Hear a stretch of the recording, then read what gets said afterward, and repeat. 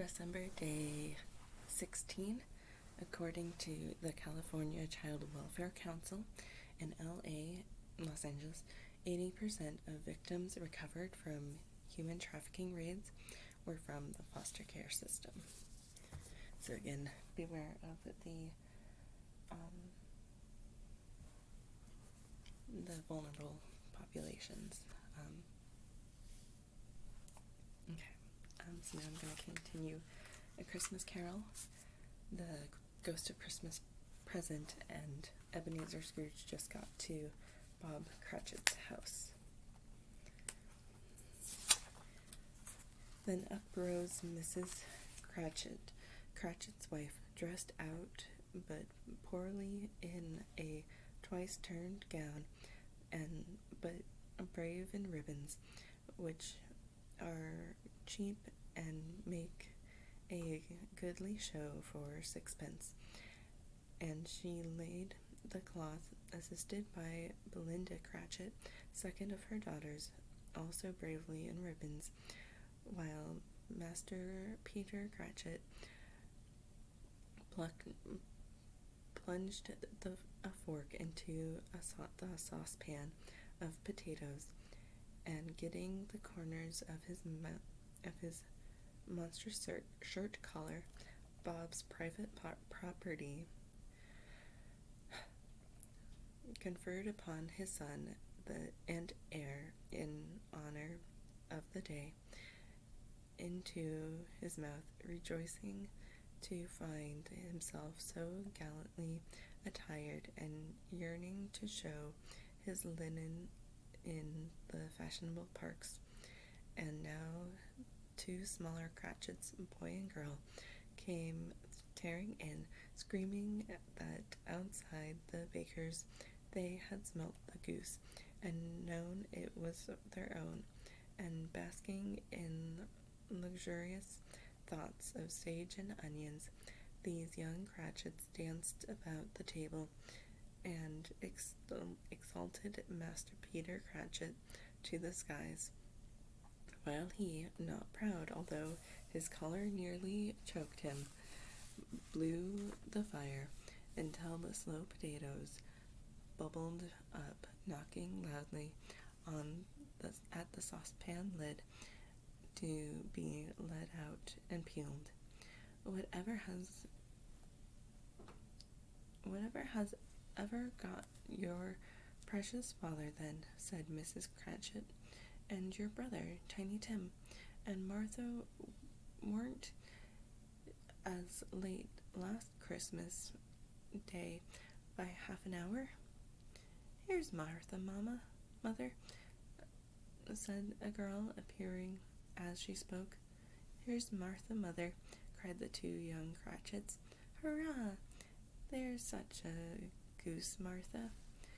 Why, bless your heart alive, my dear, how late you are, said Mrs. Cratchit, kissing her a dozen times, and taking off her shawl and bonnet for her with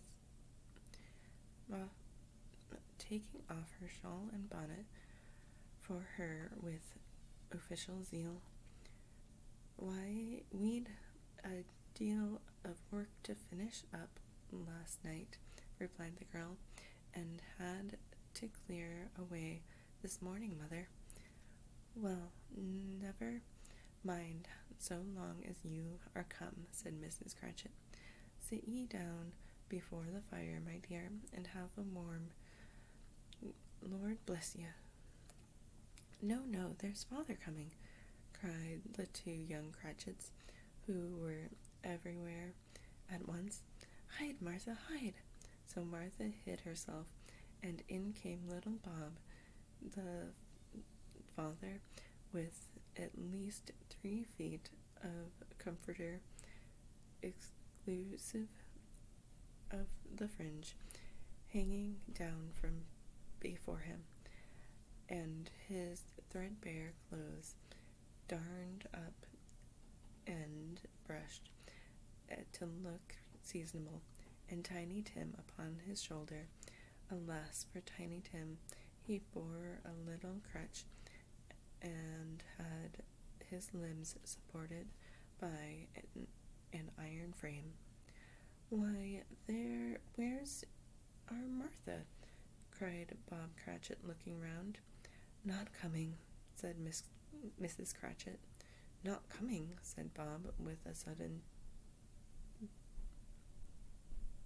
declination in his high spirits, for he had been Tim's blood horse all the way from church, and had come home rampant. "Not coming upon Christmas Day."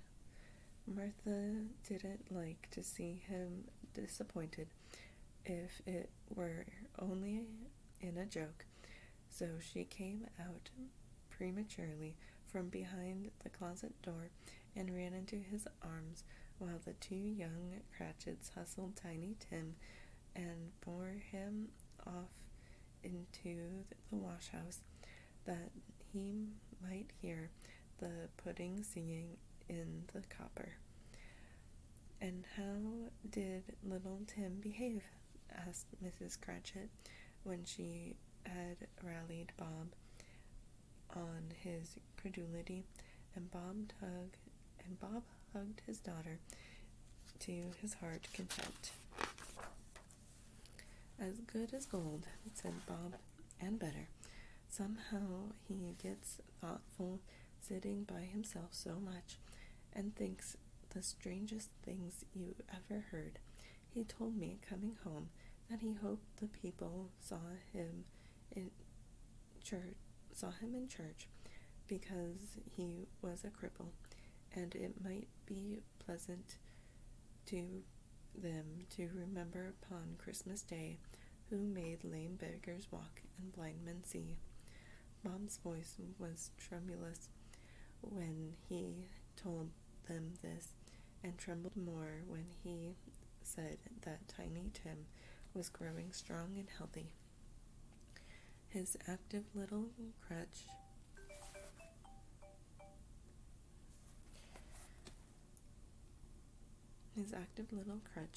was held upon the floor.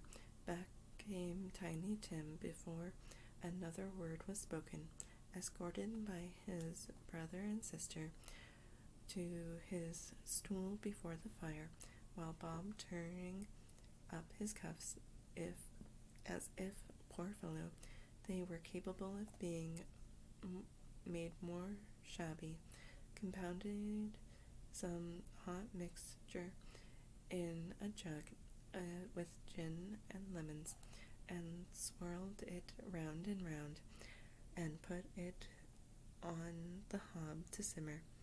Master Peter and the two ubiquitous young Cratchits went to fetch the goose, with which they soon returned in high procession.